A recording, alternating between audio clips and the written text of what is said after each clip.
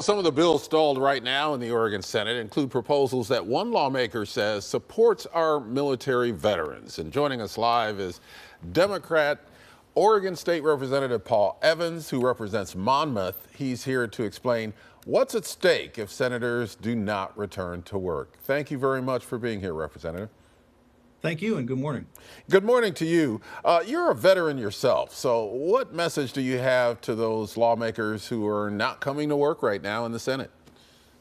Well, sir, I spent a lot of my life in uniform, and there is a connection between those of us who serve. And one of the things that's really important to all of us who ever take that oath is that you put duty ahead of everything else.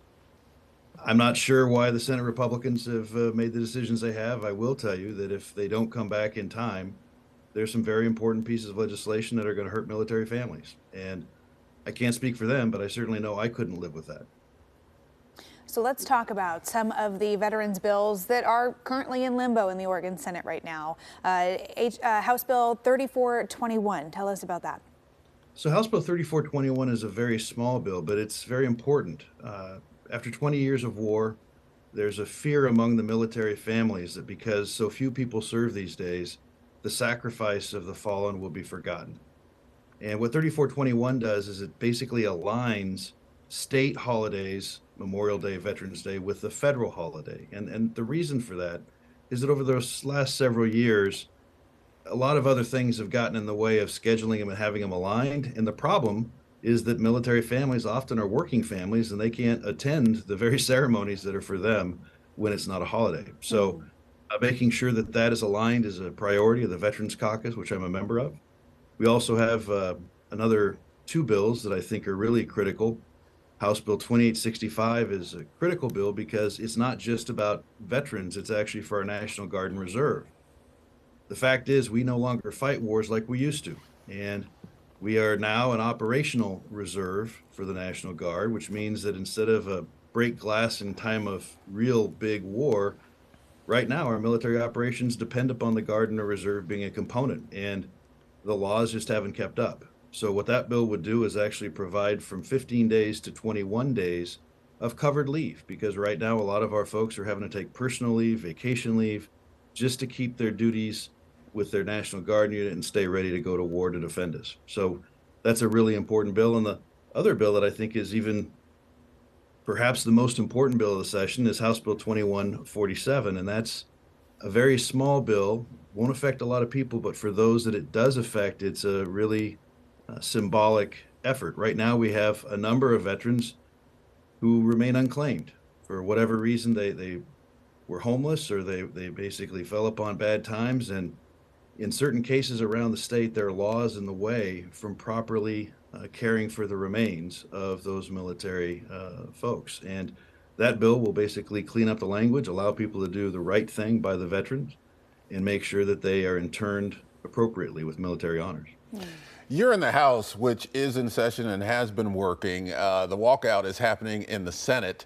Yes, How does that affect the work that you can do in the House? well, sir, what we try to do is we try to approach the work that we can do. We have continued to have our committee meetings. I'm on the Joint Ways and Means Committee, and I help co-chair the Subcommittee on Public Safety. We've continued to meet. It is really a difference of philosophy. Our philosophy is that we're here to do the job. We're here to do as much work as we can while we can. And our theory right now is to get everything accomplished that we can in the hopes that the Senate will perhaps find a way back to being a more equitable partner on making sure we get all of the bills considered.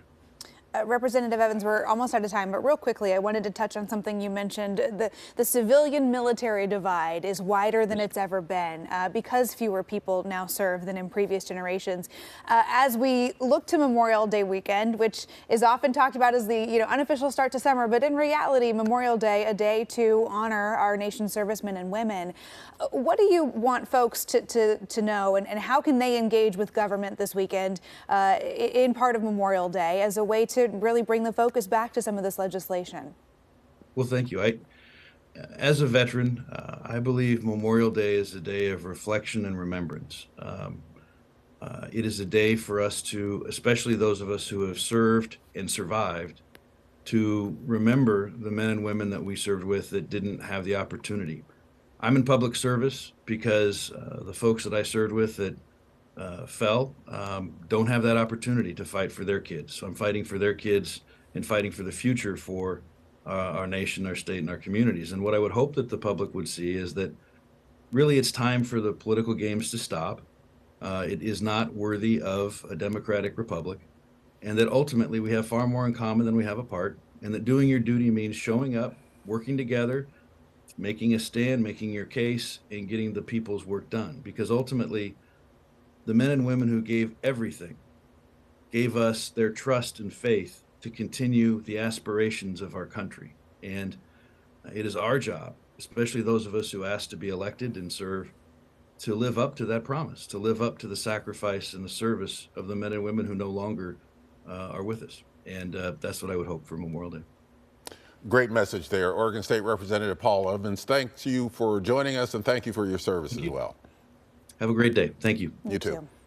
AM Extra will continue to monitor the walkout in the Oregon State Senate. Find the latest developments anytime on KOIN.com.